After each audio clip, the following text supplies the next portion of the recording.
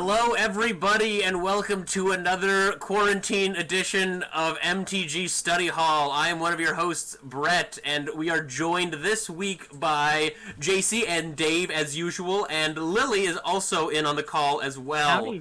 Howdy. I figure I just introduce everybody so we don't have to do weird delayed pointing, and I think we're all on different sides of the Discord chat. Anyway,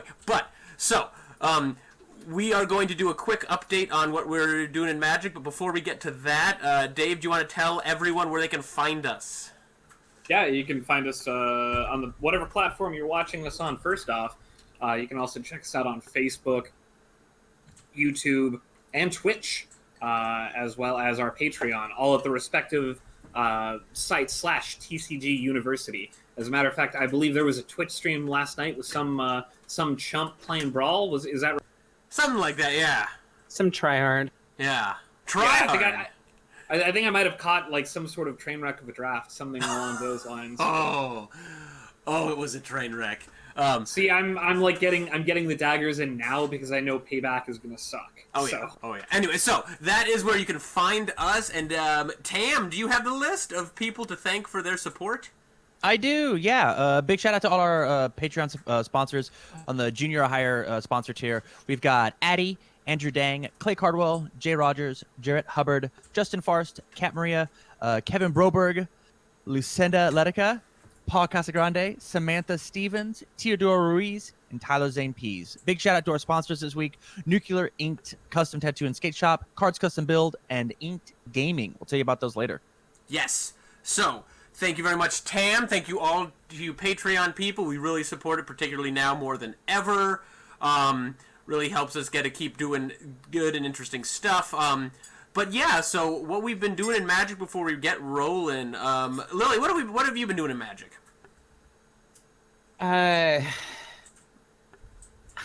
I have been collaborating with a friend on a custom set, actually. Oh. That's about it, because I haven't played a lot of paper Magic, and I find most of the online Magic irritating at best. Okay, fair enough. It's a little hard to do paper right now. JC, what have you been doing? I actually did play a little paper Magic with Lucinda over there, and other than that, I've just been kind of keeping up on the news and stuff like that. I don't play online too much because when I get online, I like play Doom and stuff. So I mean, heck. Okay. And Dave, what have you been doing?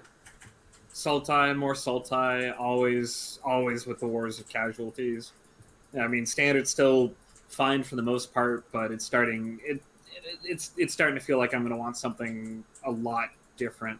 Also, doing some more of the... I'm pretty sure I did some Clear to Mind drafts. I can go a little bit more in detail later. The Ravnica Alliance drafts. Allegiance. Oh, Alliance. yeah. Allegiance. I think it's Allegiance going right now. You take all the removal spells and the Clear to Minds, and you don't actually have a win condition other than just agitating your opponent to the point where they don't want to play anymore. So that's a lot of fun for me. Not so much for the opponent, but for me. What's the important part? Clear to Mind? Yeah, you shuffle your graveyard into your deck, and then you draw a card. 3 mana. It's a sorcery. 1 blue, 2 colorless. Oh, God. So I don't think that's quite as good as the Guilds of Ravnica Devious Cover-Up decks, which were way more fun, because at a certain point when you had inevitability, your opponents went, well, if I don't cast a spell, then they'll just jack before me. And then you cast an instant, and you counter your own instant, and shuffle 4 things back in, and then their heads explode. Oh, Lord. You're a terrible person. So, Magic is a zero-sum game. And for me, like we mentioned, I was doing some Brawn with Brett. We did we streamed it. We did it live on Twitch. So we're gonna keep doing that for as long as we have to, and we might just keep doing it anyway because I had a good time doing it live. Got to get heckled by the Twitch chat, which we'd love more hecklers. I'm always happy to be heckled. While playing Magic, ideally not in my day-to-day life walking down the street trying to sleep, but Magic heckling's fun. Count to 15.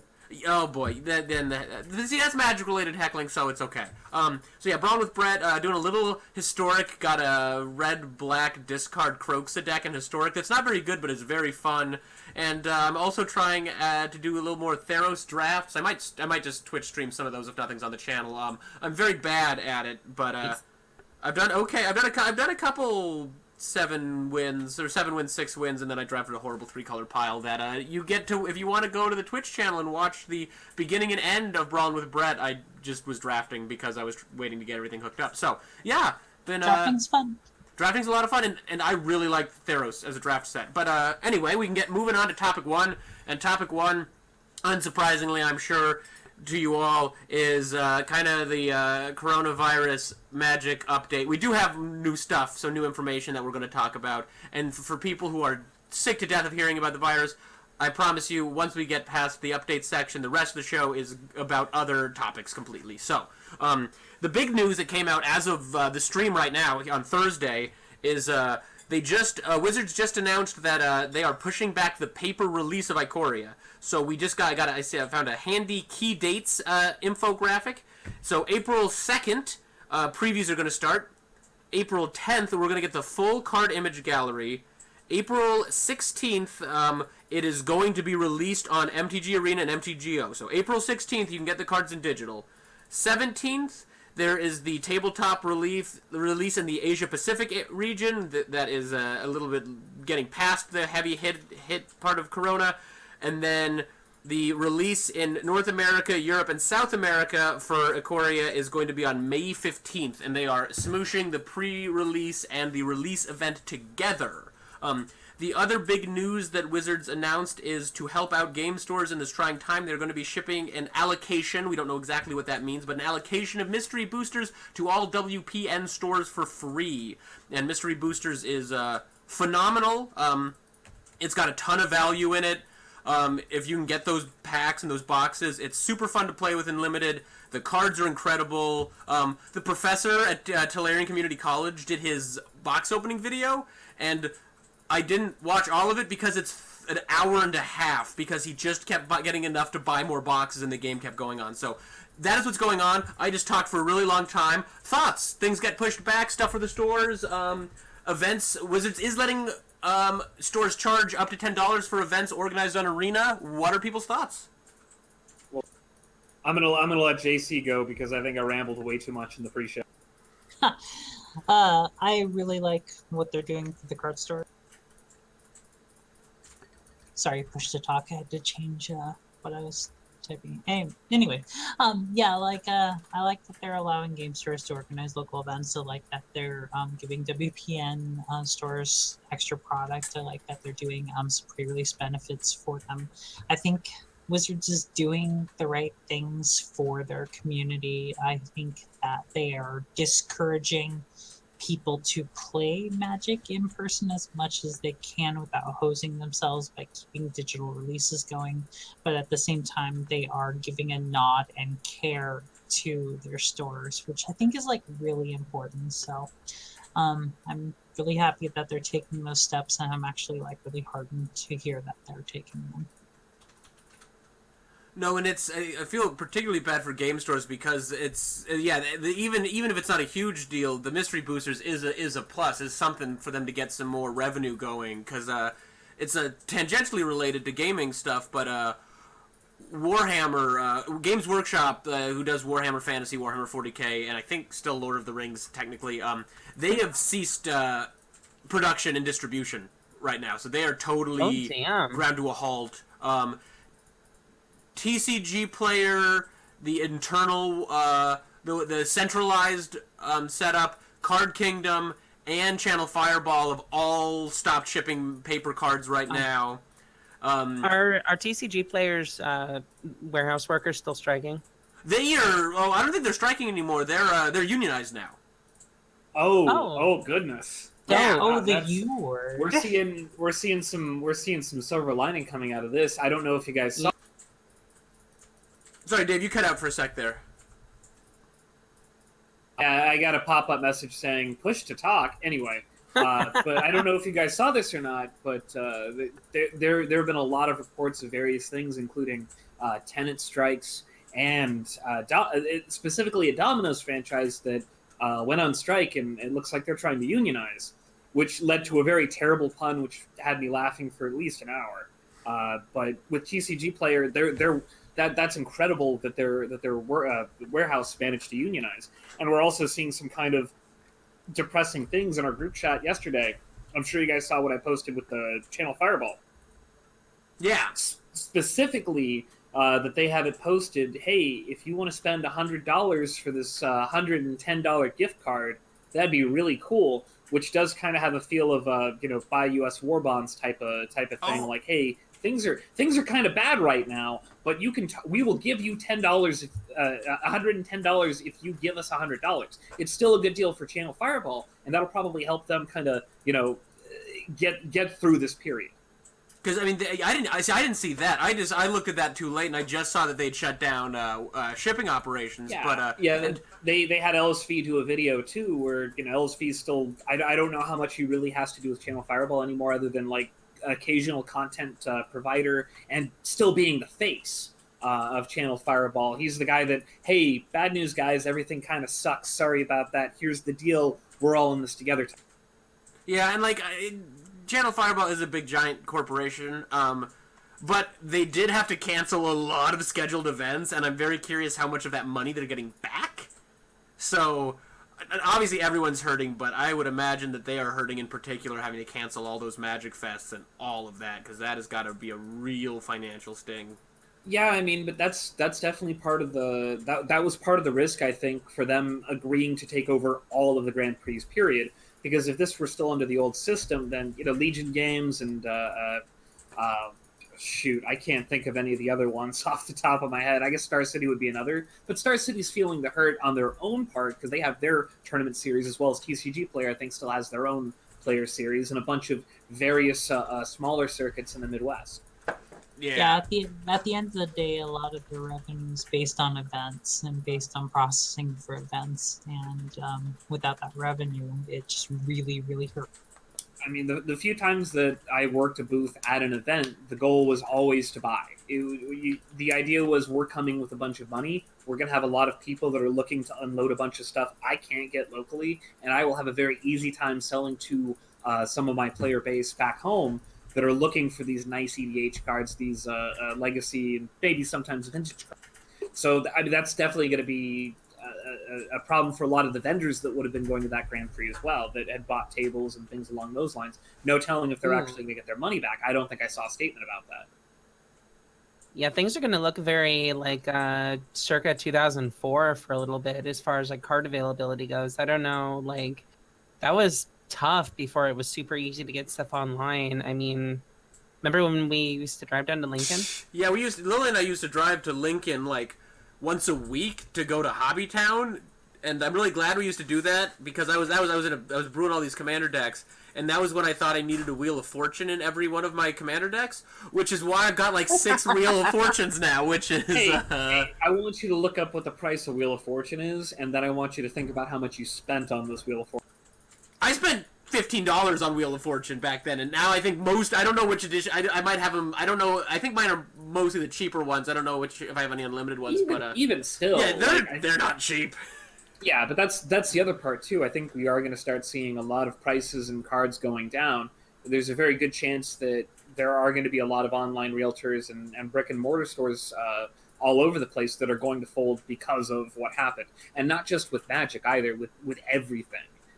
There are going to be a lot of places that cannot support the amount of losses they've taken. So I think one of the more important things to take away from... Excuse me, I didn't want you guys to hear me burp. One of the important things to take away from WotC saying that they're going to allow stores to run arena events and take an entry fee and things like that is that you should be supporting it. It's pretty much the duty of all Magic players that want to support their local store, that want Magic to continue. Now is the time to do that. If you've got... Make sure that they're getting some revenue to make this worthwhile for the stores in particular. I mean, WotC's going to be fine. Hasbro's going to be fine. They're still going to be here in a year. Yeah. The brick and mortar stores, though, they may not. No, and I mean... go ahead, Lily. Go ahead, please. I mean, us Omaha folks know all too well how quickly game stores live and die. I mean, it's true. It's sad, but it's true. I mean, how many of them there been in the last, 7 years? Yeah, Let's run through it real quick. God. I don't know if Sparta's still a thing. No, it's not. Sparta's gone. Sparta's gone.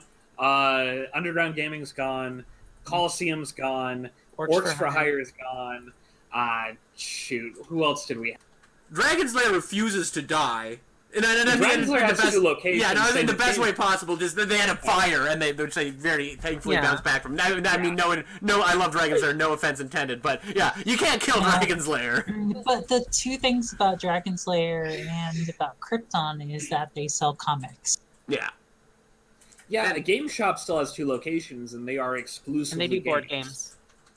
We lost Oh, Tam. Oh, we lost Tam. Uh-oh. Yeah, but then James. again, Uh-oh. We still have the backup recording stream. Backup of that. recording, we, yeah. do, Right? we do have the Alright, backup cool. recording stream. We're I am back to recording. the more Brady Brady Bunch type setup here.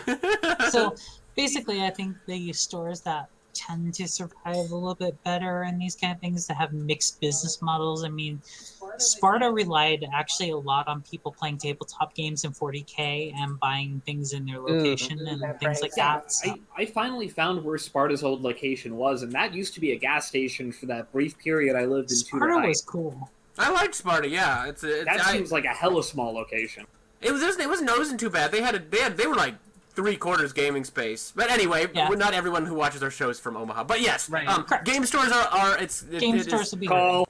it is a low, like it is not a super, it's not a super profitable business. People do it because they love it, and so little hiccups or big hiccups. I feel like we're in a big Right. hiccup right now.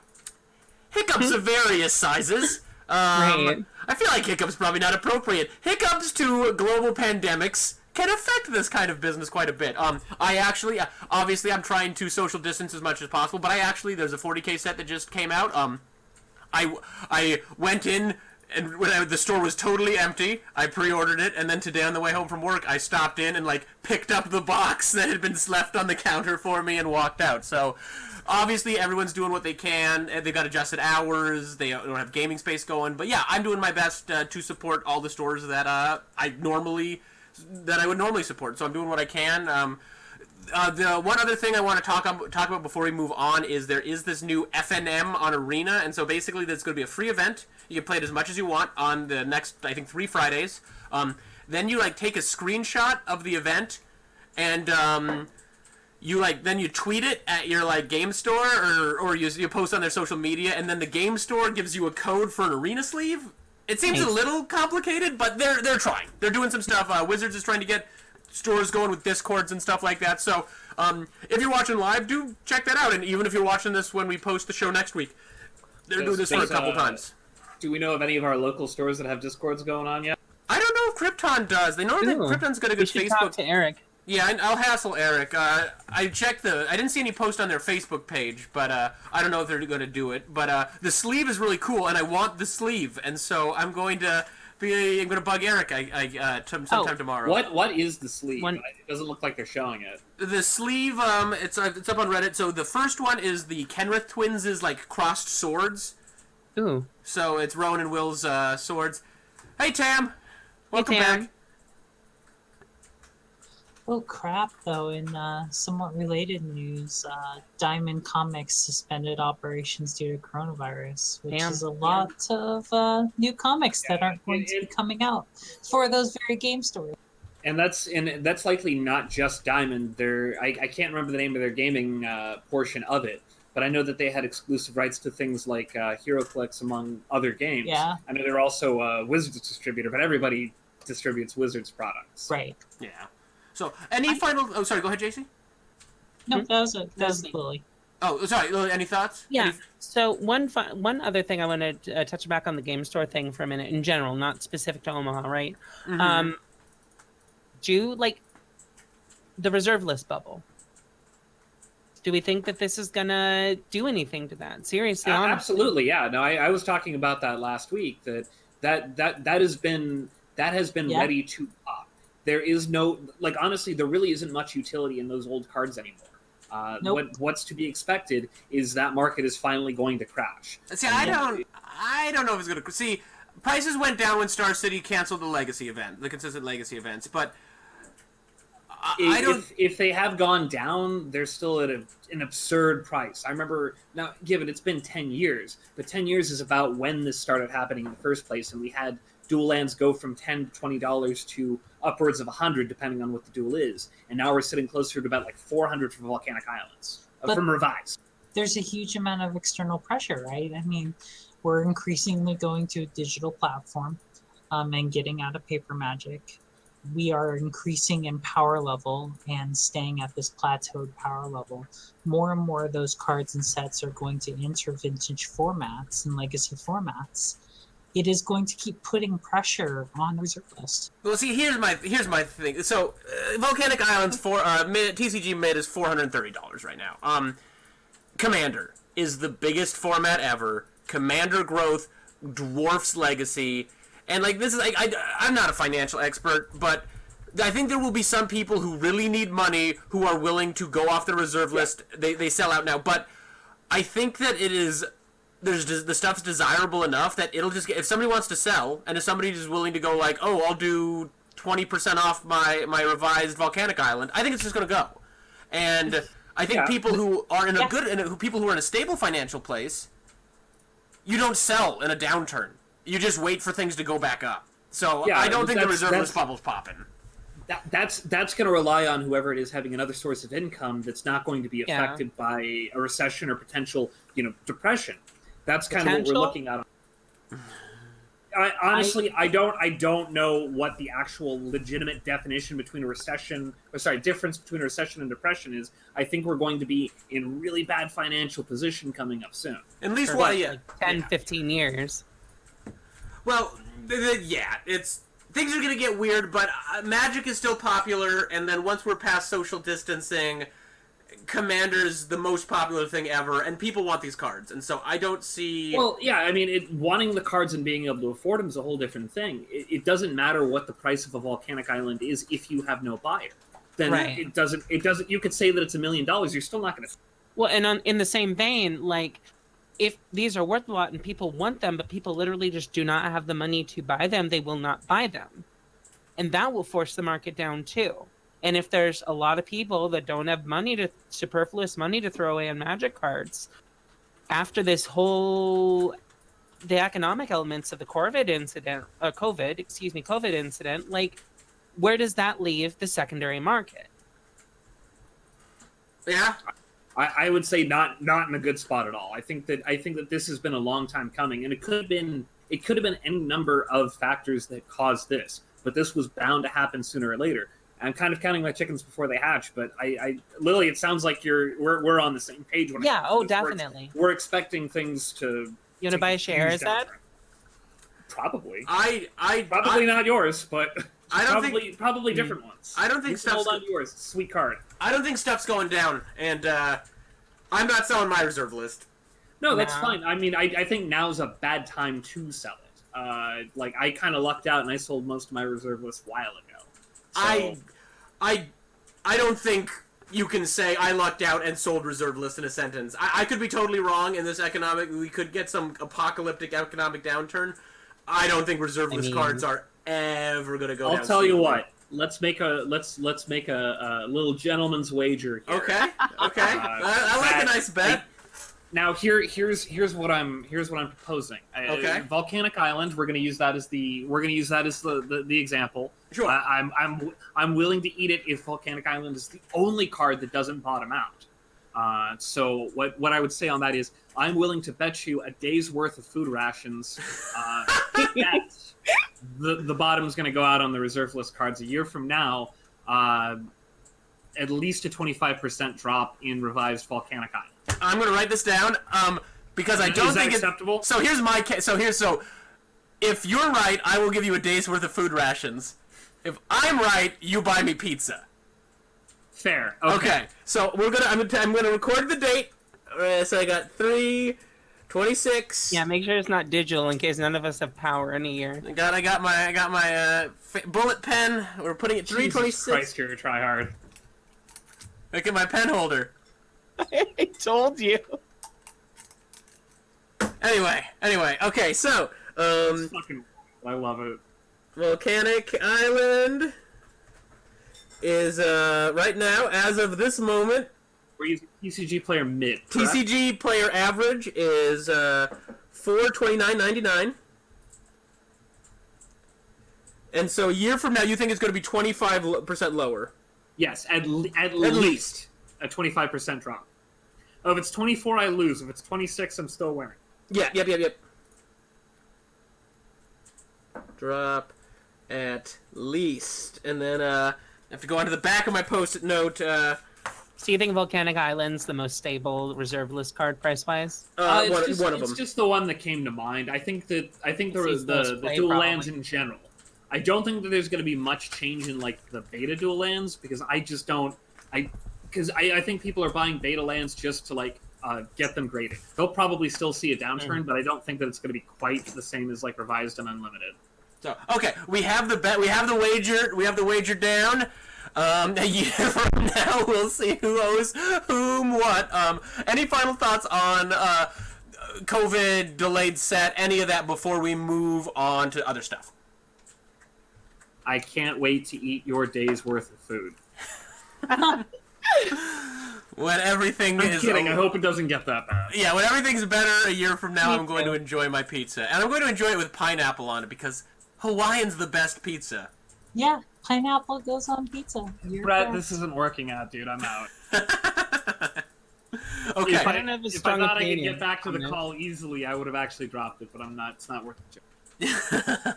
Okay, we are going to roll right on to our next topic, but before we do that, we are going to send it over to an ad break. So we're going to send it over to the definitely not pre-recorded ad break right now. See you in a sec. What's up, everybody? Welcome to the ads. Thank you so much to our sponsors, Inked Gaming, Nuclear Ink Tattoos, and Cards Custom Build. Are you looking to get a custom playmat? Well, then we suggest you check out inkedgaming.com. They have custom playmats, dice bags, mouse pads, and much, much more. You guys gotten anything from Inked Gaming? Not yet, but I keep meaning to. I've got 2 Magic playmats as my current gaming setup, and but one of my Innistrad Championship mat which I didn't win, I just got as a prize. It's super chewed up. So I'm getting close to needing something new. If you guys want, I have designed some chalkboard TCGU sponsored player mats. I could shoot you over the pictures and you can just go get them on there. I might do that for like my actual like going to tournaments and playing mat. That sounds cool. Yeah. They even let you add a stitched option to the playmat and mouse pads as well. Ink Gaming lets you play your game with your style. Like I said, you can do the custom images. You can either go out and find an artist to get you something, or you can design it and send it in, and they work with you, your style, your game. If you want 10% off your order, use the code TCG University, all caps, no spaces at checkout. Help support us by customizing your game to your style. Big shout outs to Inked Games. Yes, and like I said, my playmat's getting chewed up. It's because it doesn't have the stitched thing. I have a couple stitched edge playmats, and they are awesome. Nuclear Ink Custom Tattoo and Skate Shop. This episode is also sponsored by Nuclear Ink Custom Tattoo and Skate Shop. At Nuclear Ink, you can find a very inclusive environment with artists that share your interest in nerd culture and fandoms alike. You guys have any tattoos? No, but if I get one, Jesse down at Nuclear Ink is going to be doing it. For sure. I mean, if I get one, he's doing it. What about you? Oh, just the one. Which is? It's got just a little kanji here. Oh, that's really rad. Kenshin's dope. What is the kanji for? It's the symbol for evil and misfortune. Okay. Well, I want a Legend of Zelda tattoo. Nuclear Ink prides themselves on being Omaha's premier all-custom tattoo shop. So if you're looking to get a custom tattoo, please check out Nuclear Ink here in Omaha, Nebraska. Link will be in the description. Jesse seems like a really chill guy, and if you're looking to get anything custom, you should definitely chit-chat with him. He'd love to conversate with you so that you are 100% happy with anything that you decide to put on your body for the rest of your Super life. good people. Really can't recommend them enough. And then the last sponsor for today is Cards Custom Build. Are you into cosplay, you nerd? Of course you are. You looking to get into cosplay? Of course you are. Do you want to show up to events dressed as your favorite character? Well, then Cards Custom Build is here to help. Cards Custom Build creates everything from cosplay accessories like props, trinkets, and weaponry, all the way up to full-blown costumes. I asked you guys last time. What do you guys want to be? You said the Mandalorian last time. Mandalorian armor. Yeah, my father, Clay Cardwell from Cards Custom Build, he has everything set out. He's got it all designed at like an incredibly talk of the town. I even have that in here. Talk of the town price. It's so good to take in, and just like making costumes takes a long time. Yeah, it's really time consuming, and it takes a lot of different kind of skill sets and equipment. So like, if you're into building your own, awesome. But if you're like me and lazy, this is the way to make it happen. I just went to a Level Up Expo out in Vegas over this past weekend for a card tournament, and it was really fun. Just people watching all these people in their really awesome costumes. It's fun to see people transform and become somebody that they're not.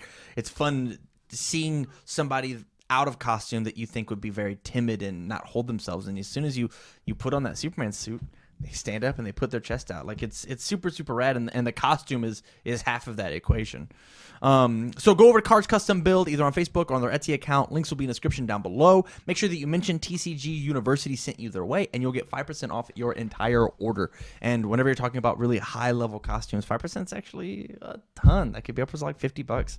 Like honestly, if you're pushing for all the accoutrements. If you're going for a big one, oh yeah, or save a couple bucks on something smaller. Like yeah really, for sure. No reason not to. If you're thinking about doing it, support local if you're here in Nebraska, and if not, he'll ship across the whole U.S. Support him anyway. Support him anyway, even if you're in a different state. Back to our show. And we are back. So, you may have noticed the title of this episode, and there's a reason that the episode is called this. I'll go over this briefly. So, what's going on here is what inspired me to bring up this topic of counter spells and why they are not a problem in Magic, and you are the problem, viewer. You are. Is that a thing occurred on the MTG Brawl subreddit? So there's a small subreddit on MTG on the for Brawl. There's not that many people on it, but the people on it really care about Brawl. I'm not gonna go. I don't want to flame some random user. I'm not gonna say their name. So an individual made a series of posts about how they were going to them and some other unnamed shadowy cabal were going to start a Brawl's rules committee because Wizards has mismanaged the format's ban list apparently. And this person suggested an extensive ban list covering cards like 3-mana Ashiok, 3-mana Teferi, Torbrin, Casualties of War, the 7-mana 2/3, the blue one who steals people. Wait. 3-mana Ashiok? Yeah, the mill one. That can't search libraries and Excel's This is the so again. This is not my goal. Is not to flame this person. I disagree. Now I want to flame him. What's this Reddit? I want to join so I can make fun of him. Well, there are a bunch of several posts got taken down for spam, I think, and the world's moved on. I've seen a couple people crack jokes about it in other Brawl threads, but two cards that really made me just shocked that this person thought they needed to be banned were Tail's End and Quench. Yeah, so Quench is it's a bad mana leak. It's no, Quench is unplayable. I understand. It's fine in Brawl. Oh my god. Is it? It's fine. I mean, it feels like it's really bad after turn 4. If you're in a really counter-heavy deck, like if you're mono blue, it's okay. If you're, I've died in so many games trying to play Quench, just looking at it going, my opponent has 12 lands in play. Thank God I have this Quench. Which is why Quench is balanced, because, yeah, it's good early game, bad late game. For our viewers who don't know Quench, really quick, it's blue and 1, counter target spell unless its controller pays 2. And then Tail's End. I believe Tail's End counters a legendary spell? Or an activated or a triggered ability. So it's like which is why Tail's End is actually really good because it's counters abilities. Oh good lord, there's so few and far between. It's the big thing is that you can counter a Planeswalker ultimate. Exactly. But you can counter a legend. So it's counter target activated ability, triggered ability, or legendary spell. So it's fairly versatile, and in a format where everyone's going to be playing a legendary spell, it's pretty good. It's a good card. It's playable, certainly. I don't think it's amazing, but it's like playing a remove soul that's slightly better. A remove soul that you can also use as a site. Yeah, it's like which I think that's a really good way to put it. It's a couple cards stapled together, but I don't want to focus in on this person and their interesting ban list. What really touched a nerve with me was this whole like counter spells and this like, oh well, we want people to be able to play games of Magic.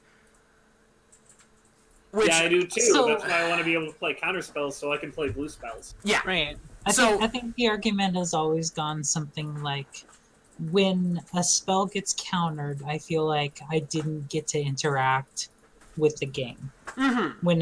When like I play a creature and it resolves and it gets spot removed, it's dealt with, but I interacted. I had And it. I think that's the way people argue it. I don't necessarily agree with it, but I think that's the way the argument's presented. No, I think that's absolutely the argument that's made. And here's my thing: I don't want to get in anybody's face. The title's kind of jokey. You don't have to like counterspells, but and like so. And if you don't like them, if you find them frustrating, that's all okay. There's also people. Bye, Tam. Just run away. Don't. Hey, Tam. Post show. We'll deal with it. Yeah, it's one of those. I understand if you don't like it, but it's been a part of the game since the beginning, and it's one of the things that Blue gets to do. It's probably one of the best thing Blue gets to do. Removal is very particularly. It's Drawing the cards second is best the thing. best To, thing that yeah, Blue gets to do. Okay. exactly. Yeah, exactly yeah. that. I was gonna say that's the best thing Blue gets to do is Countering spells can generally be okay too, but there have been plenty of ways around that too. Now keep in mind we still have cards like Hydroid Craces that trigger upon casting, and then you get because when you're playing Hydroid Craces, like the creature's mostly an afterthought. If your Hydroid Craces gets countered, who cares? You still drew cards and gained life. Right. You played a bad Sphinx's Revelation, but honestly, I'd normally take a bad Sphinx's Revelation over no Sphinx's Revelation. Yeah, and so it's. And if I get a creature out of the deal too, and they don't have a counterspell, it's even better.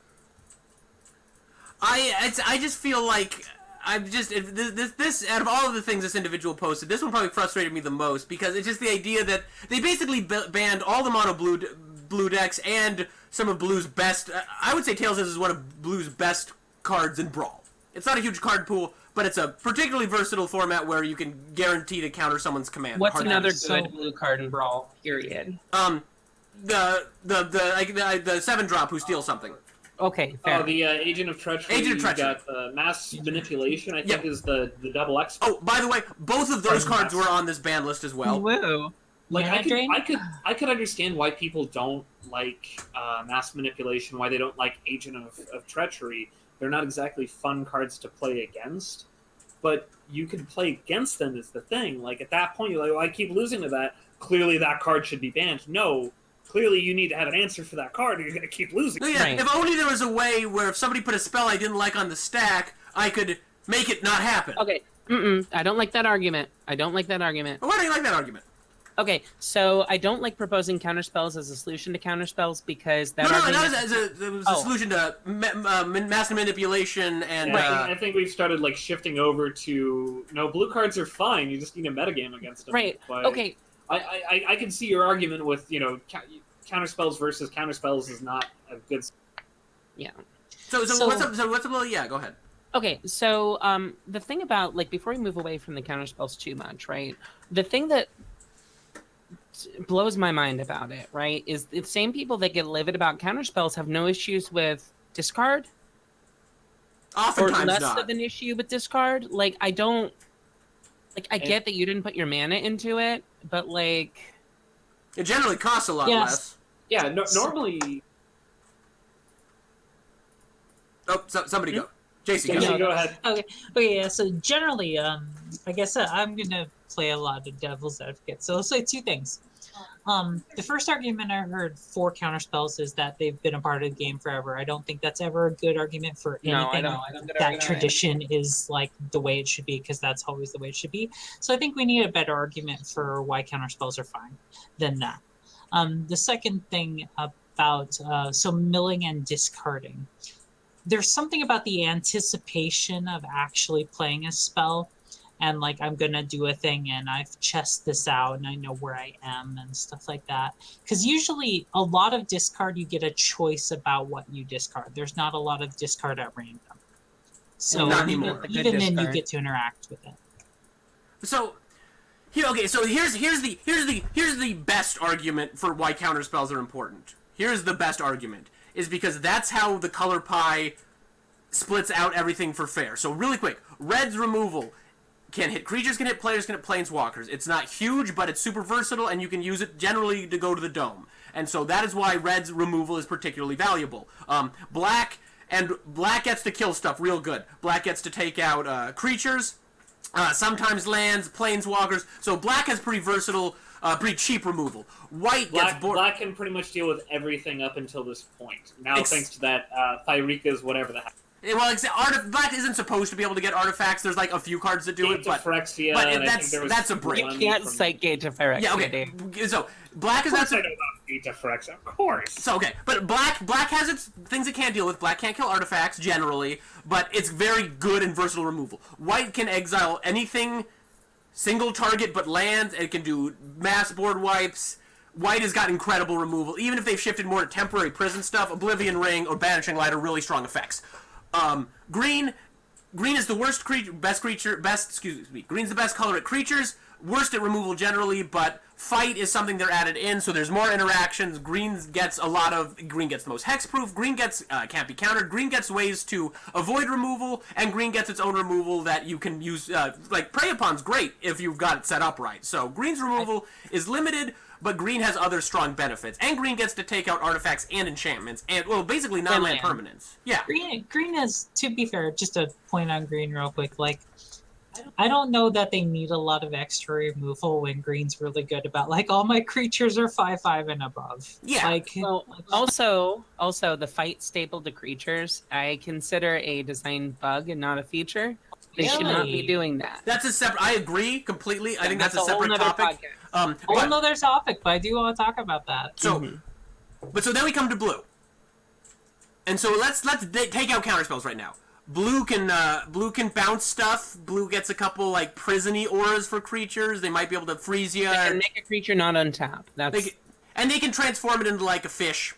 sure. Which I mean, Yes. same idea. Yeah, so they can deal with stuff, but blue's removal, counterspells is blue's good removal. And while it's frustrating and it can feel kind of blowouty while I go tap out for my 7/7 and they spend 2 mana to counter it, that's the one window where So- your counterspell works. So if I'm playing black and they play their 7/7 and then I draw my removal spell, I remove your 7/7. Great. If I'm playing blue and I don't have my counterspell and they play their 7/7 and I draw my counterspell, I've got to do something else. I've got to bounce it. I've got to do other interaction to get it back. I mean, not only is the thing not dead, but now you have a dead card. Yeah, now you have a card that's not doing anything. And so another thing is when people are new, it's like, they countered every one of my spells and I lost the game. What the hell? Yeah, maybe you shouldn't have played into the counterspells. So that you can play around them. And also something that's really, that I think people should appreciate is, if you just play multiple cheap things, so, okay, they're going to counter something, I'm going to play 2/2 drops. Oh, one of them resolved. Great. Now I have pressure on the board. So now if they just try to counter everything I do, I'm going to get them. So I think sometimes there have certainly been counterspell-based decks that have been too oppressive. I'm also not a huge fan of stapling counterspells to creatures. I really am not a fan of that. I can kind of understand that to some extent, but something like Mystic Snake and Frilled Mystic, Yeah. I don't think that they're overly oppressive. Like, I hardly see them in... I mean, they're not seeing play now. There was a while where that deck was seeing a lot of play, and I find it frustrating when you get I love counters. the all-flash version of Oh. that deck so much. And that's Yeah. also probably its own separate topic, because I don't think any deck should be totally instant speed. But actually, we need to write down Do you not Shield. like fairies? I don't understand. Fairies wasn't a good balanced deck. Anyway, that's a separate topic, and I want to talk about Shields down. We should write that down. I'm writing it down. But, anyway, but so Yeah, I counterspells. mean, I've definitely been on both sides of the table as far as leaving open your counterspell and having your opponent do nothing and have you just waste your turn and take another 2 damage off of their Mutavault or Manland or just some turn they played on turn 2 that I couldn't counter, and just functionally wasting my turn. And I've also played against people that are leaving open to their counterspells. I'm like, I don't actually have to do anything here.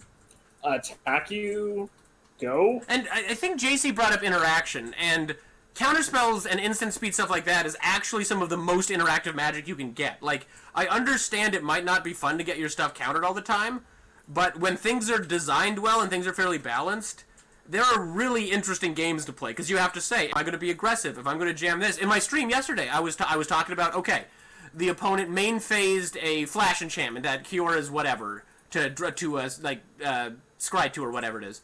And they main phased it, and I was talking to the audience, and I said, hello, audience.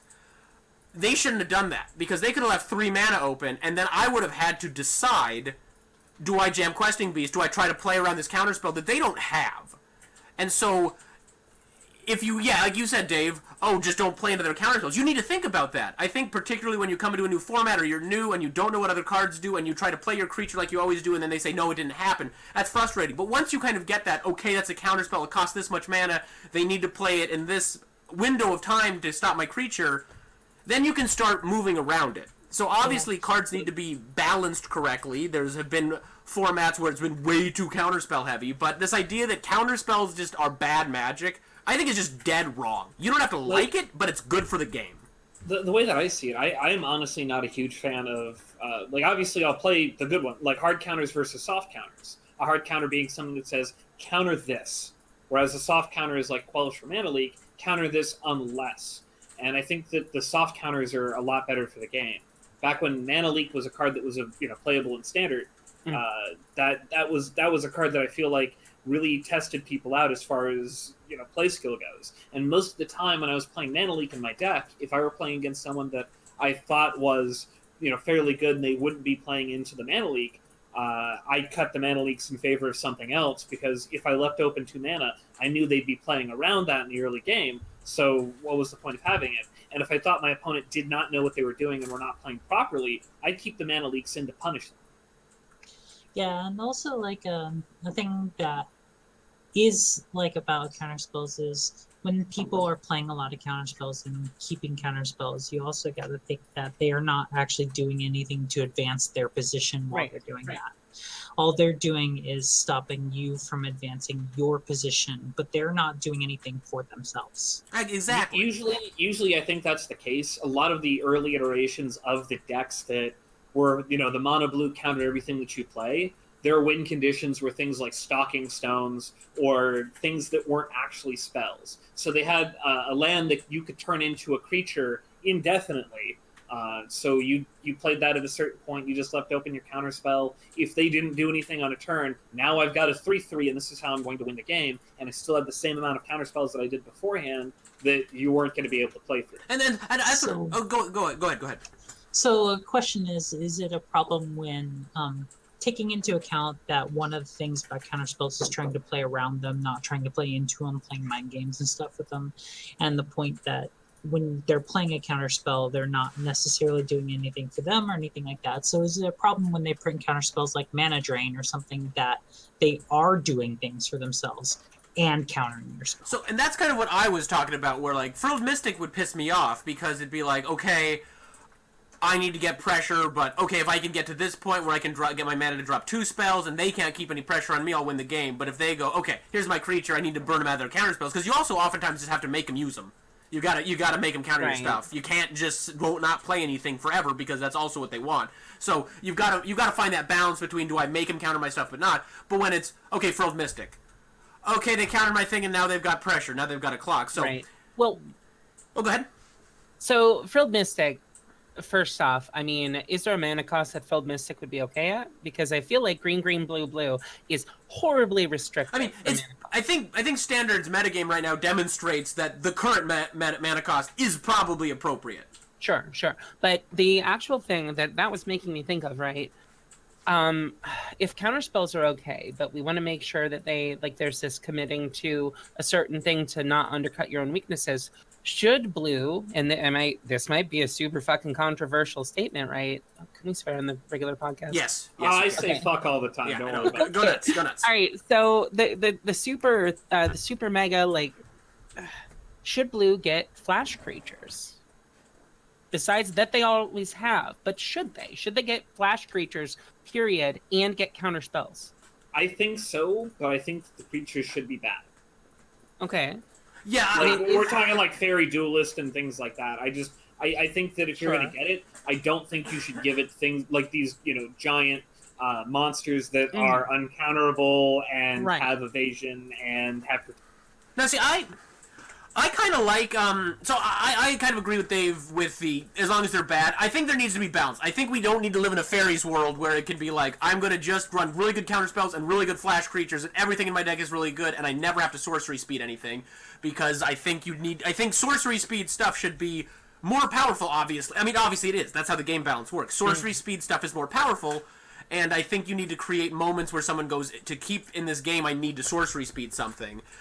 I actually really like big dumb finishers, because people are like, I really cannot remember this. Agent of Treachery. Agent of Treachery is so good. There's a point where if you're getting 7 mana, you should get to do really good stuff. Right. Like there's Green a point. does. Games that gotta Red end. does. Black does. And this is also kind of falls into a commander thing that I like killing people with Torrent of Hailfire, which Yeah, Cat no, 'cause just that's a lot of fun. Cat just shouted That's a lot boo. of fun. And me and Cat have talked. We were gonna play commander. We'll talk, and Cat will be like, "Oh gosh, I really find it frustrating to lose that card." And I go, "That's fair, but if you let me get to 54 mana, Like I should probably get to win the game." Yeah. I think when I was normally playing that in Standard for the period it was legal in Standard, I did start referencing Fist of the North. which Saying it dies, you're already dead. What? Yeah. I mean, it's what. So there's a point I feel like if you get to control finisher mana, you should get to win. You should get to.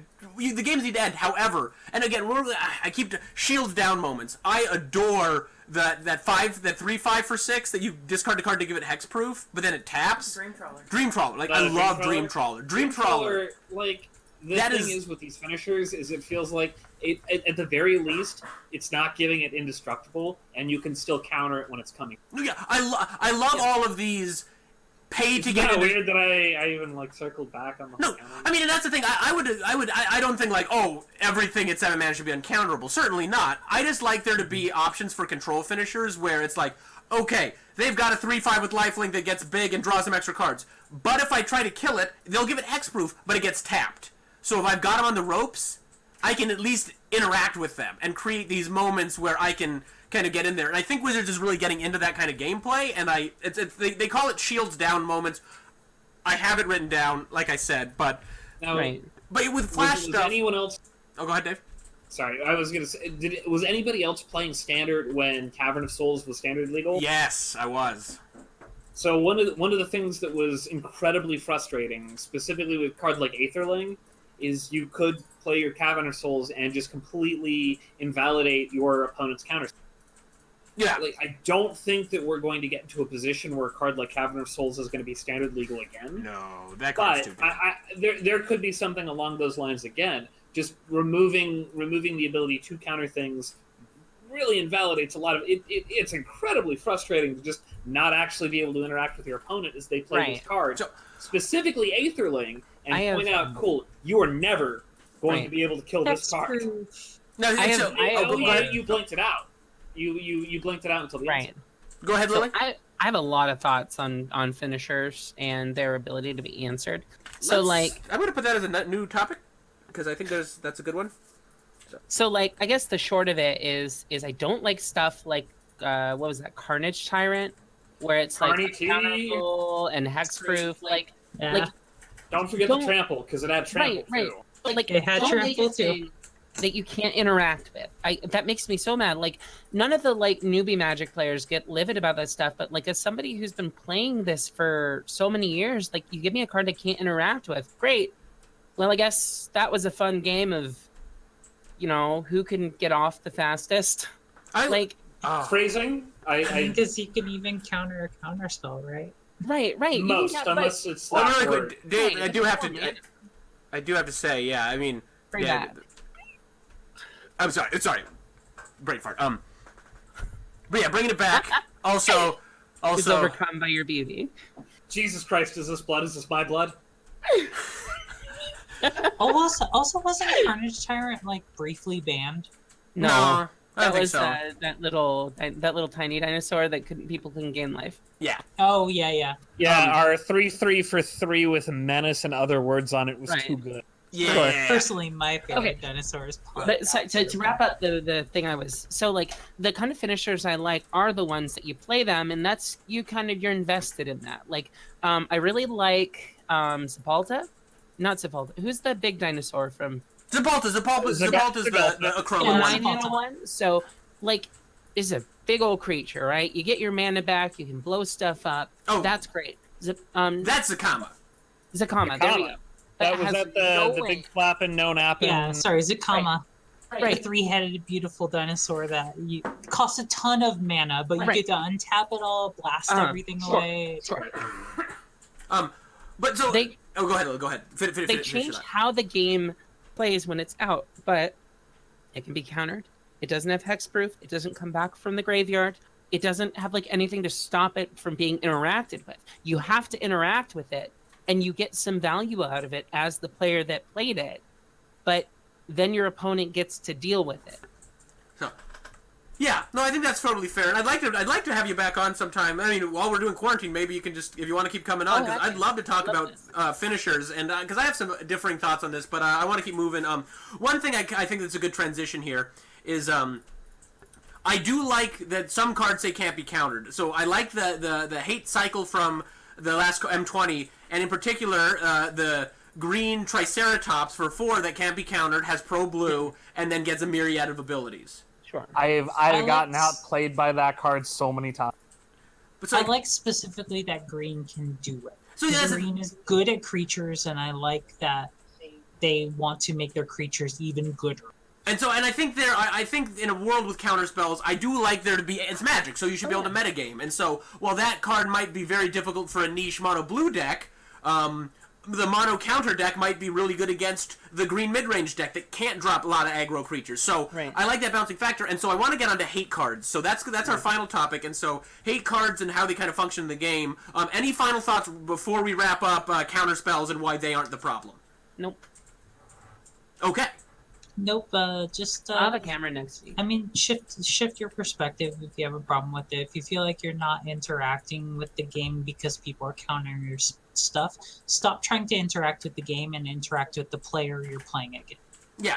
Either accept that maybe your deck isn't good against a certain kind of deck, or if you don't want to get countered, play a deck that's really good against the counterspell deck. So, speaking of playing something that's really good against X deck, hate cards. So this got pitched out by, I think, Dave. Did you pitch this one out? You want to open us up on hate cards? Well, they're not what they used to be. Hosers. Would be the term there. So we look at there were a bunch of old cycles. I think probably the most recognizable would be the cycle that existed from Tempest, and that included cards like the one that I was kind of trolling JC with earlier, Chill, which makes red spells cost 2 more, and it's a blue card. You've got cards like Warmth, which whenever an opponent plays a red spell, you gain 2 life. Which was, that used to see a lot of play in Legacy against, it was like a one of and blue-white control, because if you played against the guy playing Burn, you just slam that on the table and you watch them go, oh, so I just can't ever beat that, huh? That's really neat. Yeah. And there are plenty of these too. Like it's one of those that Life it Force doesn't. and Death Grip. Yeah. I believe those were the first hosers from the original sets. They weren't overly great compared to the later ones. But that's almost the entire case with cards from Alpha Beta. Yeah. Either they should never have been printed and are completely unbalanced, or the cards are just bad. Like Vanellish Hero and Pegasus. Notice how I just zoomed in on 2 banding creature. Anyway. Hey, banding is really good. Banding's a sweet card. Sweet ability. I think technically... No, cooperation is what I'm thinking. I digress. Anyway, but the Tempest Hosers, almost all of them, can be replaced with, if your opponent is playing this color and only this color, then you win the game.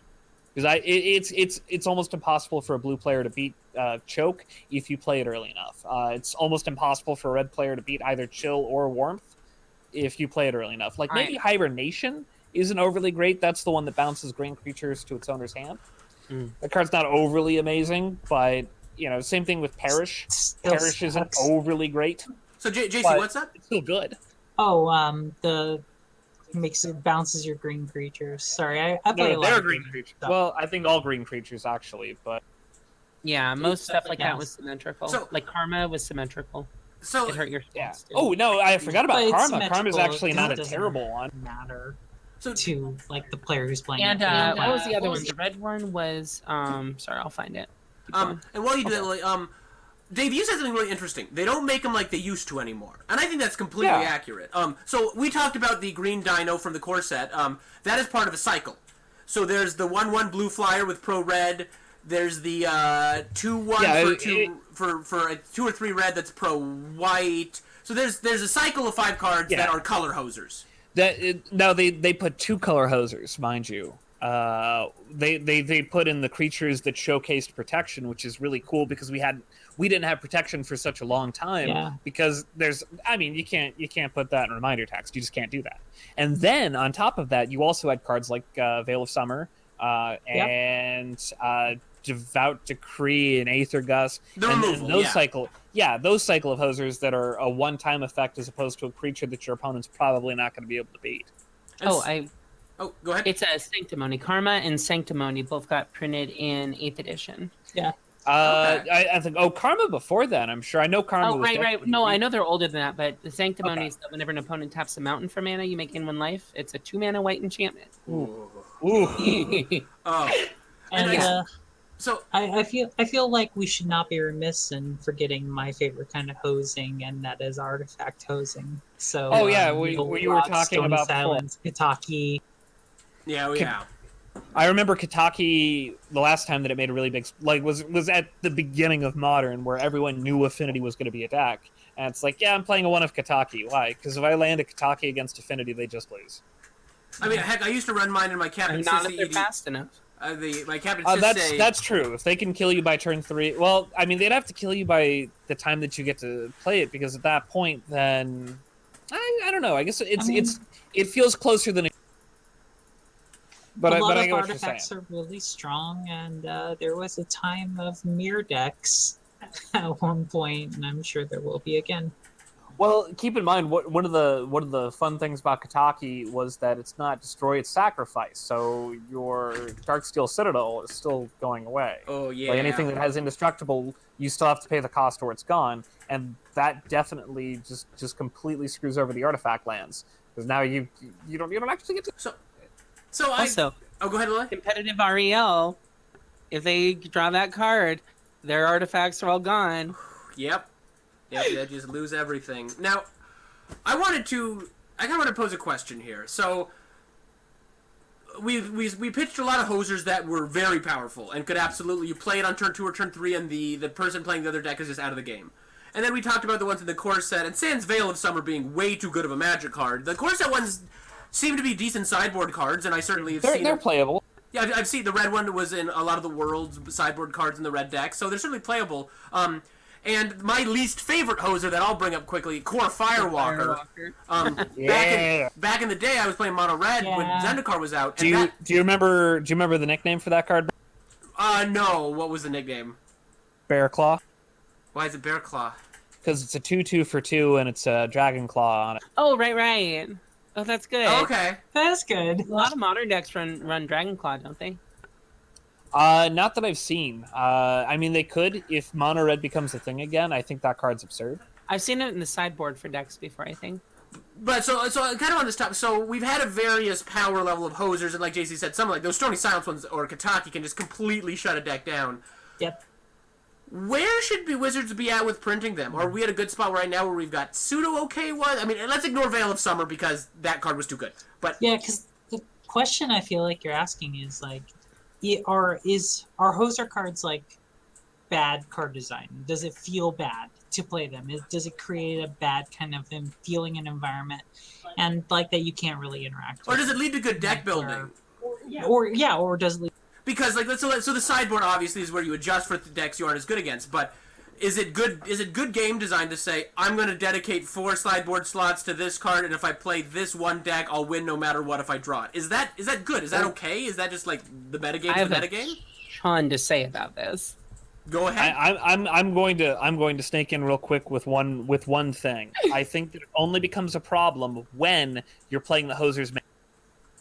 When you're playing a main deck, you said? Yes, absolutely. Like when people are playing Veil of Summer in the main deck and they were playing it as a 4 of, I think that's when you have a problem and you made too strong of a...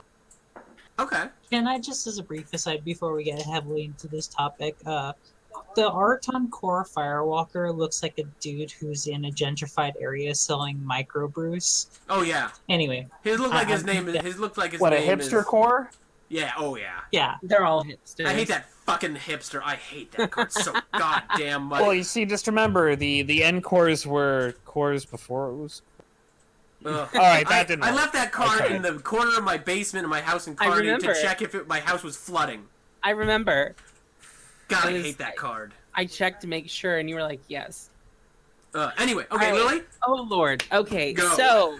so, couple things.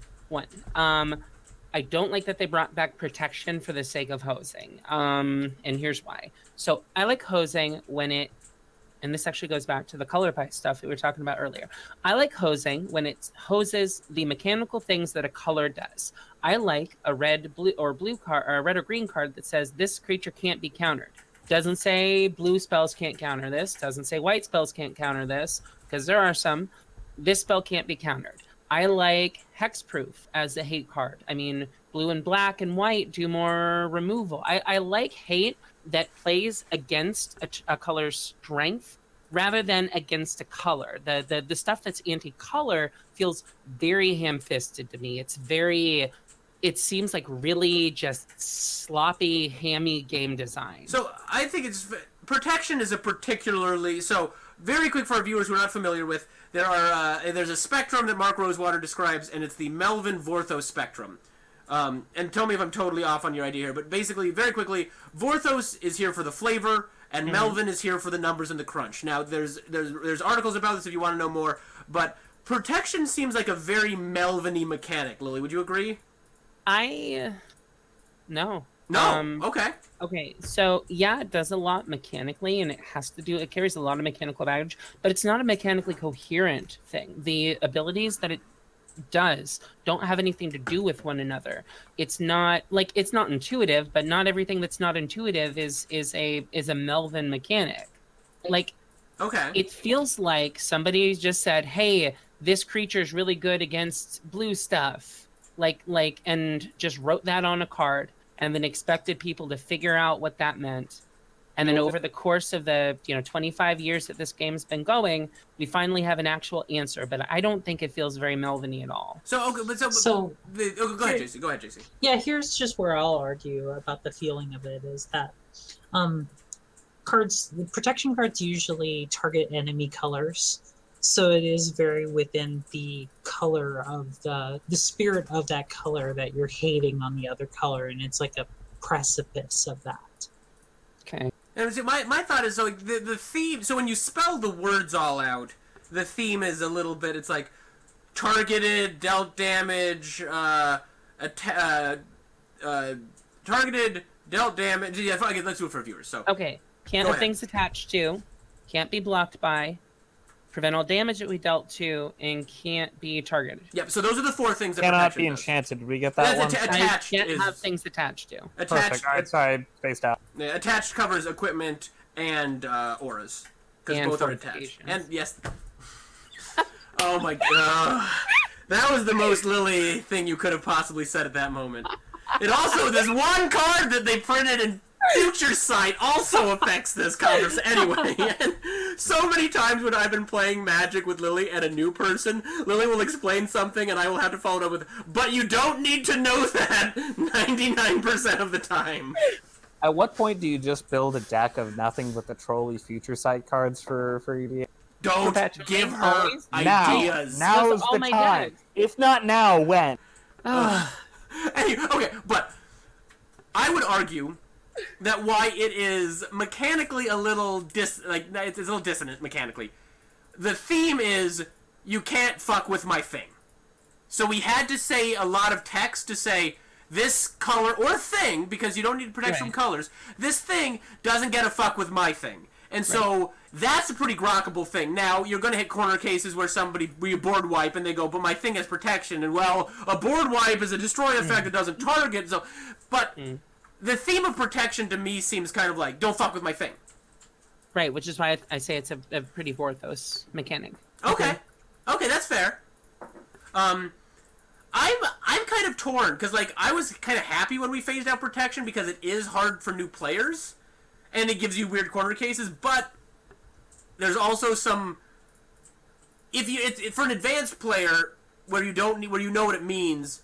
Protection from blank can be it can save a lot of time, because we don't need to put extra. We don't need to spell it out, or okay, this can become indestructible temporarily because we want to give it pseudo protection, or it's got a hexproof from black because we did that in Dominaria. But like, as a player's been playing a long time and gets the nuance of a lot of mechanics, like Yawgmoth having protection from humans is awesome, and like protection as a trinket text, unlike Baneslayer Angel, where it's got protection from demons and dragons. Like, Yeah. I kind of like those things. I kind of like that added flavor. It has been relevant it's before. Just saying. So, Baneslayer is a super good example of what I was talking about doing the good way. So, dragons and demons are red and blacks, not characteristic. What's the other one? Oh gosh, iconic. Iconic.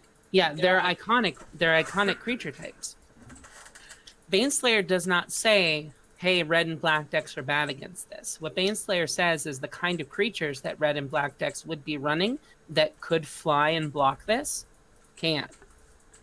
No, that's fair. And actually, kind of reflecting on it, like, it feels really good to jam the green T-Rex against the control decks. I won 2 games yesterday because I top decked that and went, oh, I guess I get to win the game now, neato.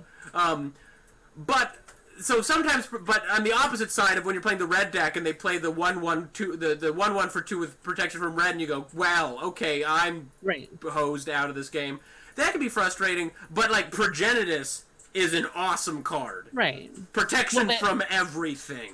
So, like, Progenitus specifically, I think is fine too. My issue with the design of protection is when you say, I want this to be good against blue cards, so I'm just going to give it protection from blue. That, it feels like lazy game design to me. Where do you come down on True Name Nemesis? I think the fact that, so, okay, in Singleton or in Commander? Or I'm sorry, 1-on-1 or Commander? Existing. Okay. Should have not been printed in a format where it would be legal 1-on-1. I think it is this. I think it like an uninteractable like card, and granted it can be countered. Okay.